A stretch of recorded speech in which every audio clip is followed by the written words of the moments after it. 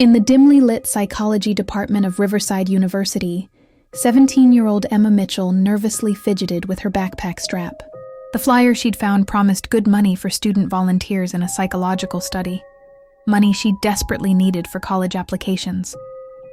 The hallway seemed to stretch endlessly before her as she approached room 237.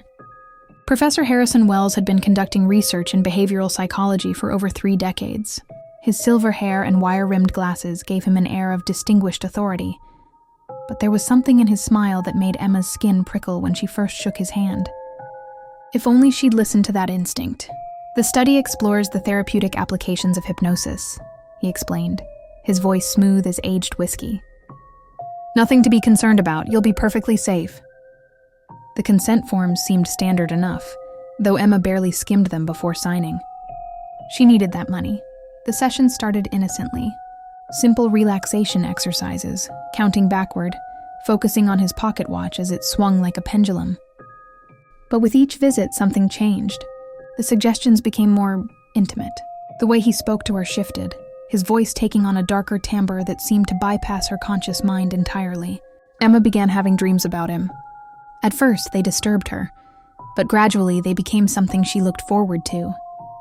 She found herself wearing more provocative clothing to their sessions. Delicate lace peeking out from beneath her blouse, skirts that rode up when she sat in his leather therapy chair. Her friends noticed the changes first. Emma became withdrawn, canceling plans to spend more time at the psychology department. Her grades slipped, but she didn't care. All that mattered were those hours in room 237, losing herself in his voice, in his commands. "You're special, Emma," he would whisper, as she drifted in that twilight state between consciousness and surrender. "You understand me like no one else does. We have a connection that transcends ordinary relationships." Her family grew concerned when she started staying out late, offering vague explanations about extra credit work with Professor Wells. But their worry couldn't penetrate the fog that had settled over her mind. She felt most alive in his presence, most herself when following his instructions. The progression was so subtle, so masterfully orchestrated. Each session pushed slightly further. Each suggestion planted deeper roots in her psyche. The professional distance between them evaporated like morning dew, replaced by something far more insidious. Emma began keeping a small velvet bag in her backpack, filled with the lingerie he'd suggested she buy. "For your confidence," he'd said, his eyes glinting behind those scholarly glasses. She found herself changing before each session, her hands trembling with anticipation. Their first kiss happened 3 months into the study. It felt inevitable, like gravity, like drowning. Her mind screamed that this was wrong, but his conditioning had done its work too well. Her body responded to his touch like an instrument he'd spent months learning to play. The psychology department eventually launched an investigation, but Professor Wells had covered his tracks meticulously. The consent forms Emma had signed were ironclad, and her willing participation was well documented. By then, she couldn't bring herself to speak against him even if she'd wanted to. The other students whispered about them, of course. They saw the way Emma lingered in his office late into the evening, how she'd transformed from a bright, ambitious student into his shadow, his echo, but no one intervened.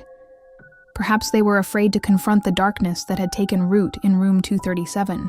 1 year later, Emma officially became his research assistant.